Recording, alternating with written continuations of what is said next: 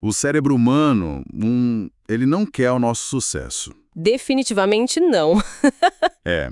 Na verdade, de um ponto de vista puramente biológico, ter sucesso, inovar ou, sabe, mudar de vida é visto como um desperdício meio perigoso de energia. É um risco, né? Exato. Imagina a seguinte situação. Todo mundo que está ouvindo a gente conhece aquela sensação de pânico leve quando a bateria do smartphone chega naqueles míseros 1%. Nossa, dá até um desespero só de pensar. Pois é, a tela escurece na mesma hora, os aplicativos que estavam ali rodando em segundo plano são fechados à força e a internet corta. Aham. O aparelho entra num modo de, tipo, economia extrema mesmo. Ele desliga absolutamente tudo que é útil, tudo que é brilhante e complexo, só para conseguir manter a tela acesa por mais, sei lá, 5 minutos. É uma tática de sobrevivência pura. Exatamente. É uma sobrevivência desesperada. E a nossa análise de hoje vai mostrar que é exatamente isso que a nossa própria arquitetura neural faz quando a gente está preso num ciclo crônico de estagnação. E, bom, para guiar esse nosso mergulho nas fontes hoje, nós vamos usar um artigo muito fascinante chamado Texto Colado. É um material incrível e que propõe uma anatomia bem rigorosa desse fracasso persistente.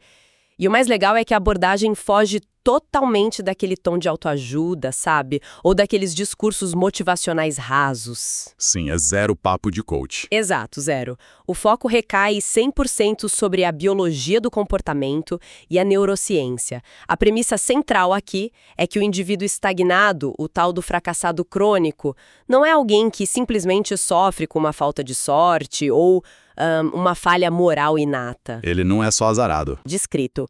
Priorizando o conforto imediato e a inércia, tipo, em detrimento da sobrevivência a longo prazo. Certo, vamos destrinchar isso.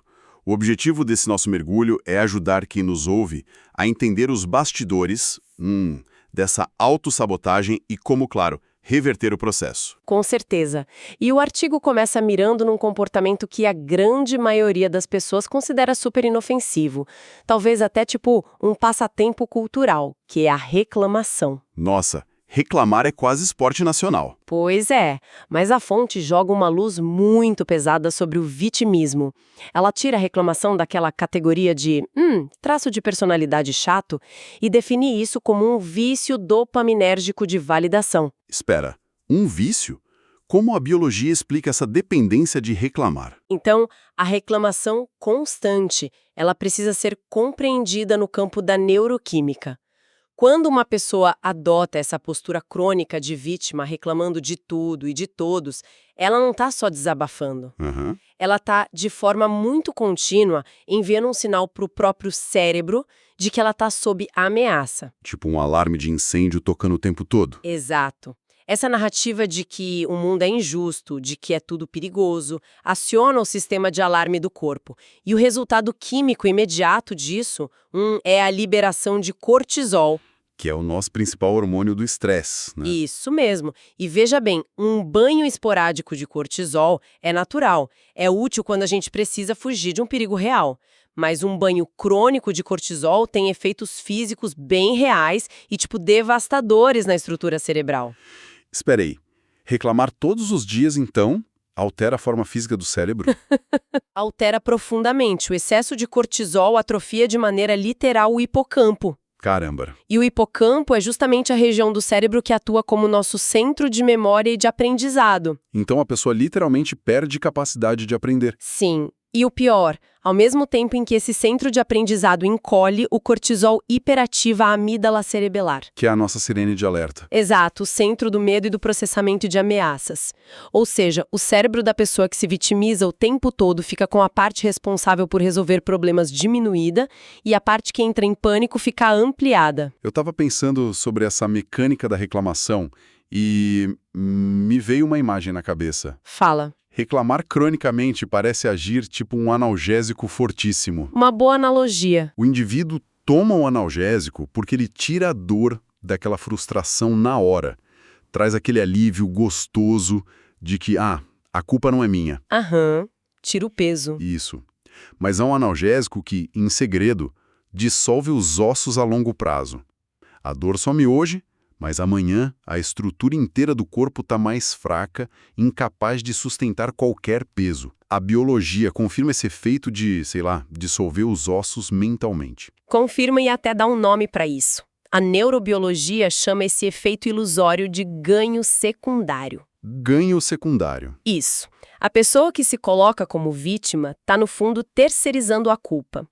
Quando ela diz que a culpa do fracasso dela é exclusivamente do governo, da economia, da família ou do chefe, ela sinaliza para o cérebro que ela não tem agência nenhuma sobre a própria vida. E sem agência? Sem agência, não tem responsabilidade de mudar. Isso gera aquele alívio imediato da ansiedade que o seu analgésico proporciona, mas o efeito colateral a longo prazo é o bloqueio total da neuroplasticidade. Neuroplasticidade sendo a capacidade do cérebro de se adaptar, certo? Precisamente. A capacidade de criar conexões novas, aprender habilidades, encontrar saídas criativas para os problemas.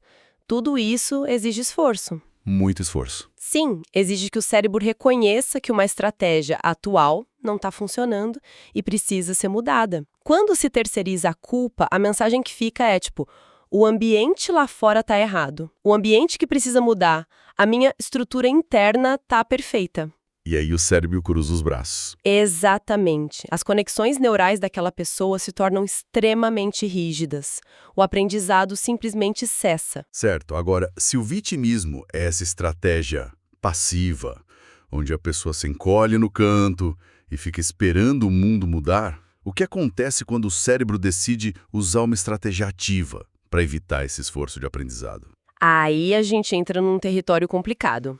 Pois é, porque a fonte aponta um outro comportamento que serve assim exatamente ao mesmo propósito, que é a arrogância. E normalmente a gente vê pessoas arrogantes como indivíduos com um excesso de confiança, inabaláveis, né? É o que parece por fora. Mas o artigo vira essa noção de cabeça para baixo.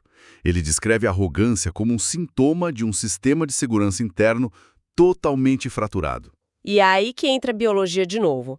A arrogância é, biologicamente falando, um mecanismo de defesa muito, mas muito primitivo. Sério? Sério. Ela não surge de um excesso de confiança, mas de uma falta profunda de segurança. É uma insegurança que a pessoa mascara com uma couraça agressiva. O artigo detalha isso muito bem através da lente da dissonância cognitiva. Como assim?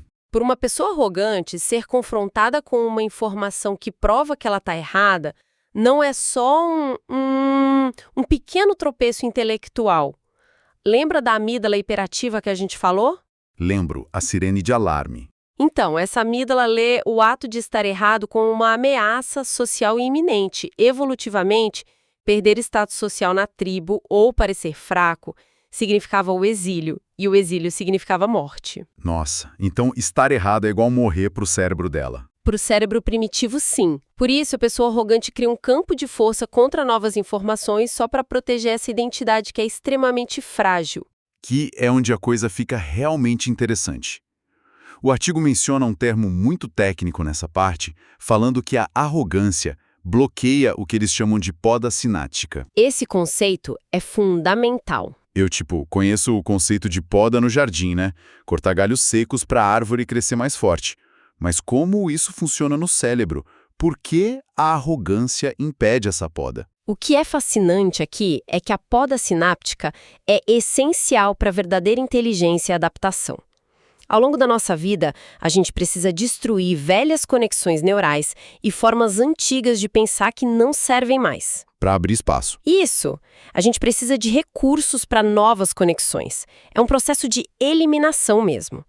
Só que a arrogância faz o completo oposto. Ela causa o que o texto chama de fechamento sináptico. Fechamento sináptico. Como admitir um erro é lido como uma ameaça de morte pela amígdala, o cérebro da pessoa arrogante simplesmente se recusa a podar qualquer galho. Ele mantém os circuitos velhos e ineficientes completamente calcificados. Sabe do que isso me lembra? Do quê? Um computador muito, mas muito antigo que fica recusando freneticamente qualquer atualização de software. Nossa, sim. Exatamente isso. O sistema operacional do cara tá lá cheio de falhas, a vida dele tá travando a toda hora, os relacionamentos não carregam direito Mas quando aparece a notificação de atualizar sistema, ele clica no botão de cancelar na hora. É o medo irracional de que baixar o software novo vá apagar o disco rígido inteiro. Perfeito. E o texto menciona que as consequências reais disso no dia a dia são severas, né?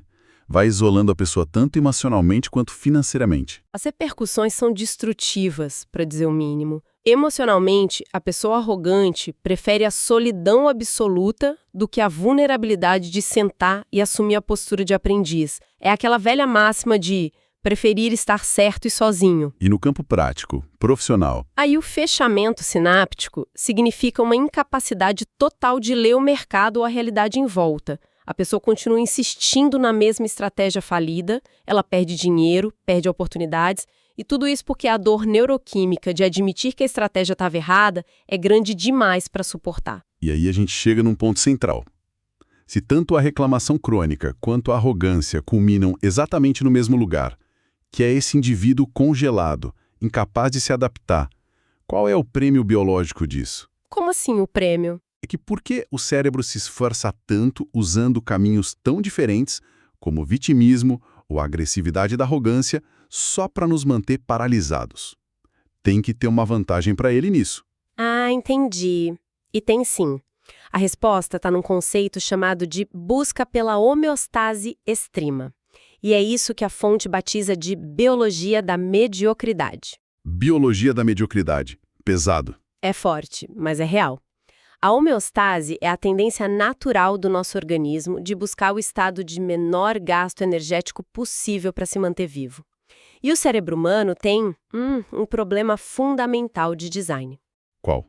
Ele representa mais ou menos só 2% do peso do nosso corpo. Mas adivinha o quanto de energia ele consome? Uns 10%? 20%. Caramba, 20% de toda a nossa energia? Exato. É um gasto absurdo e a região mais exigente e mais faminta por calorias do cérebro inteiro é o córtex pré-frontal. Que é aquela parte evolutivamente mais recente, né? Que fica logo aqui atrás da testa. Correto. O córtex pré-frontal é o nosso diretor executivo. Ele é o grande responsável pelo planejamento de longo prazo, pela regulação fina dos nossos impulsos, sabe aquelas análises complexas? Ou a construção de estratégias para enriquecer ou para manter um relacionamento saudável? Tudo isso roda no córtex pré-frontal. Tudo lá. E acionar esse diretor executivo consome muita energia metabólica. Então o organismo, nessa busca cega por homeostase, tenta a todo custo evitar que a gente use essa área. Em outras palavras, pensar cansa fisicamente. Planejar o futuro queima caloria. Exatamente. E é aí que surge um fenômeno que o texto chama de desvio do esforço. O indivíduo, guiado por essa biologia da mediocridade, evita a dor metabólica do crescimento e do planejamento. Em vez de ativar o córtex pré-frontal, a pessoa desvia o comportamento para atividades que ativam só o sistema de recompensa de curto prazo. Que são neurologicamente baratas, digamos assim. Muito baratas.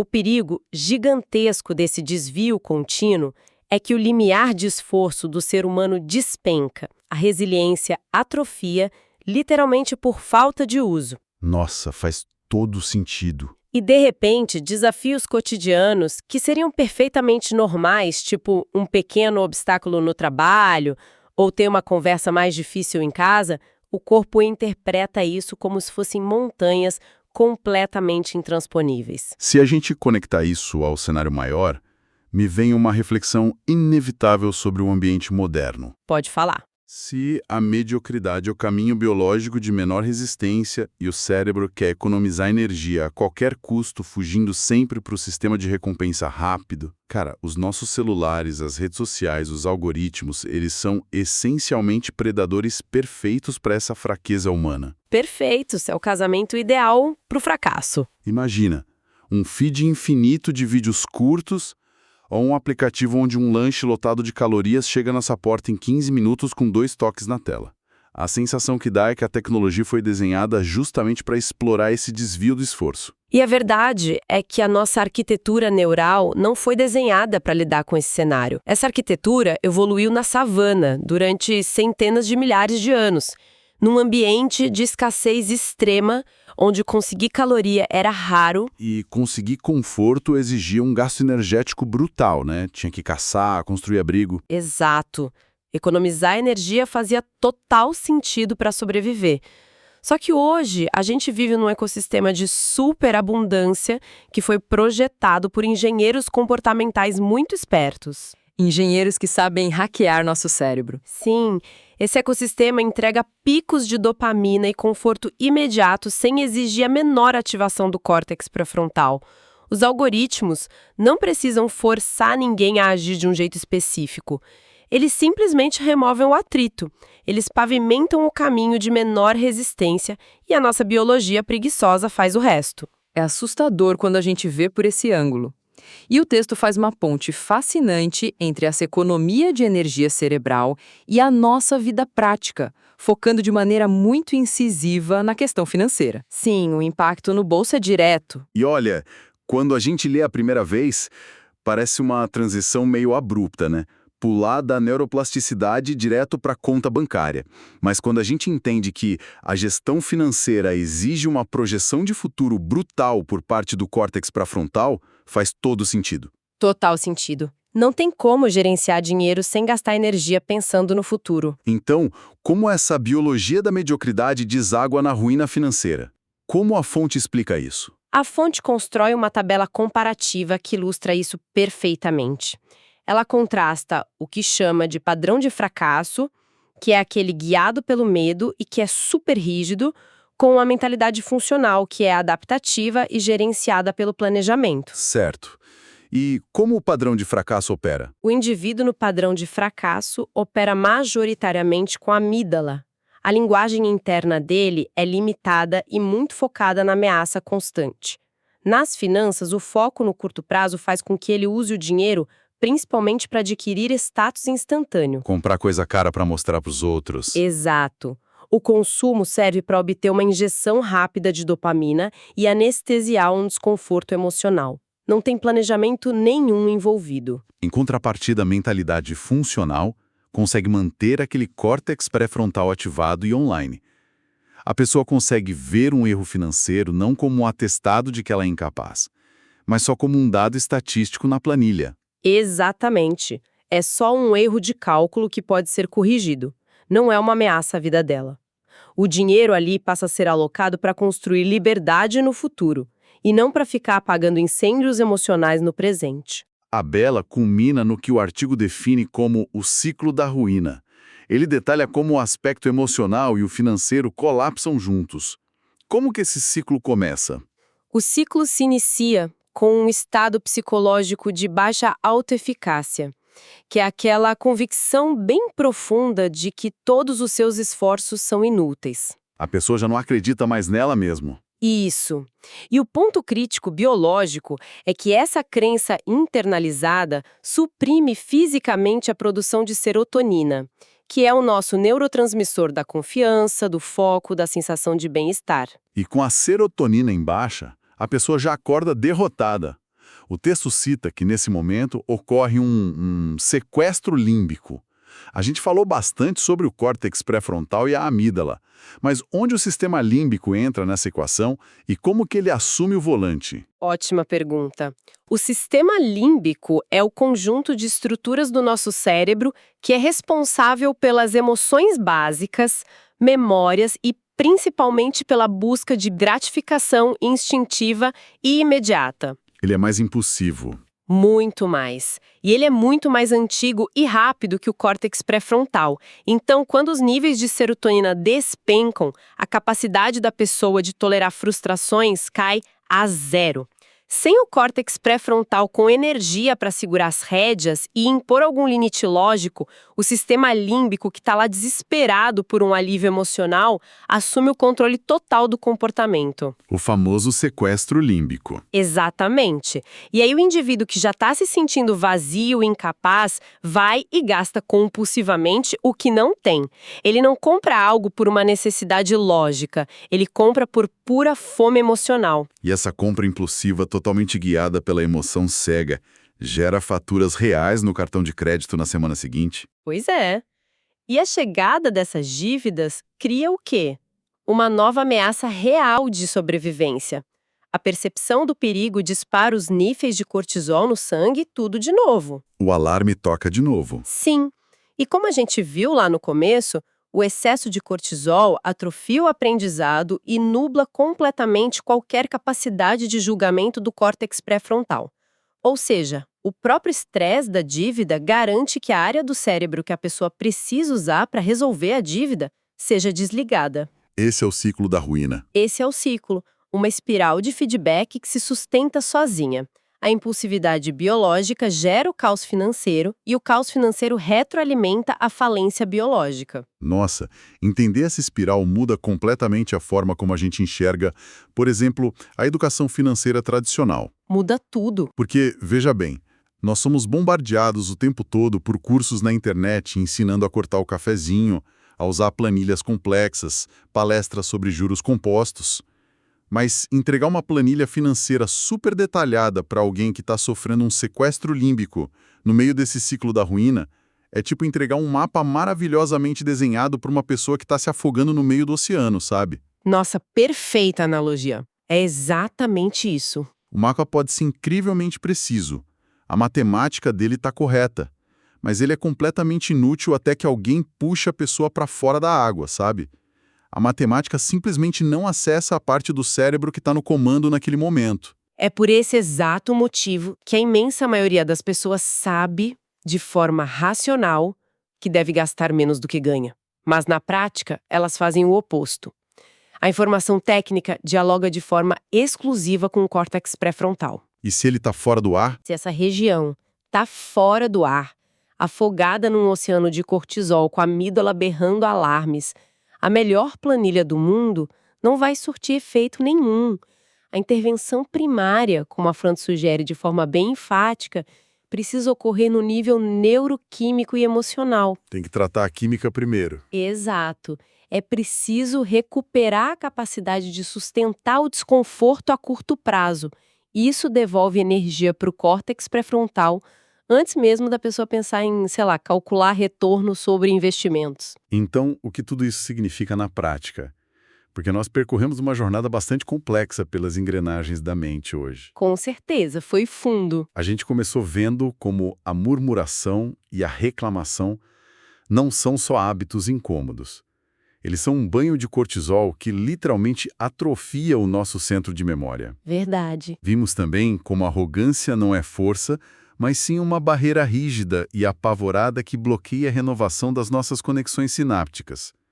E como toda essa busca do corpo por poupar energia culmina nesse ciclo devastador, onde a impulsividade emocional destrói as nossas finanças e defesas no mundo real, levando à paralisia total. É um quadro intenso. Mas, para amarrar as grandes lições dessas fontes, eu acho que o ponto mais luminoso de tudo isso é que carregar o rótulo de fracassado não é, de forma alguma, uma sentença genética, ou um destino cravado em pedra para ninguém. É um alívio ouvir isso. A condição toda, no fim das contas, descreve um estado de profunda rigidez sináptica. E a boa notícia é que isso pode ser revertido. O caminho para a adaptação não exige inicialmente um emprego novo incrível ou ganhar na loteria. Exige uma mudança de postura neurobiológica. O texto recomenda o que ele chama de assassinato do ego arrogante e o corte absoluto do ciclo de reclamações. É o famoso parar de dar desculpa. Sim. O processo exige trocar a dopamina barata, aquela gerada pelas desculpas reconfortantes, pela construção de uma satisfação mais lenta, mas que é resiliente. Ela é baseada no esforço consciente, na tolerância àquele desconforto inicial, para reativar as nossas funções executivas lá no córtex pré-frontal. Essa conscientização, ela tem um poder transformador absurdo. Porque entender que o cérebro tenta sabotar o crescimento e evita a mudança não por maldade, mas por um erro de cálculo do instinto de sobrevivência. Sim, ele está só tentando poupar energia. Exato. Isso tira aquele peso moral da culpa e devolve para a pessoa a responsabilidade. É a chave para deixar de ser um refém passivo do próprio sistema límbico e reassumir o controle do volante. A mudança dói, claro. Ela gasta energia, ela incomoda bastante e consome calorias. Bastante calorias. Mas com a análise de hoje, nós sabemos que esse cansaço, essa dor inicial, não é um sinal de que algo está dando errado. É a prova biológica de que as velhas conexões estão finalmente sendo podadas para abrir caminho para algo novo. Perfeito. E eu acho que fica então uma reflexão para quem está acompanhando a gente, uma reflexão que permeia silenciosamente as conclusões de todo esse material e que ecoa muito o nosso debate sobre a sociedade moderna. Qual seria? Bom, se toda a nossa arquitetura biológica foi refinada ao longo de milhões de anos para fugir do esforço e buscar a homeostase a todo e qualquer custo, e considerando que hoje a gente habita um mundo onde os algoritmos e aplicativos podem fornecer conforto absoluto, distração infinita e estímulos super baratos, sem exigir um único passo para fora de casa, será que esse conceito contemporâneo que a gente tem de conforto, na verdade, se transformou na mais perigosa armadilha evolutiva já concebida? Uma armadilha que foi desenhada não para nos proteger, mas para manter todo o nosso potencial humano para sempre adormecido no modo de economia de energia. Fica aí o questionamento para a nossa audiência. Um ponto crucial para todo mundo pensar na próxima vez que pegar o celular de forma automática no sofá. Com certeza, tem muito o que pensar sobre isso.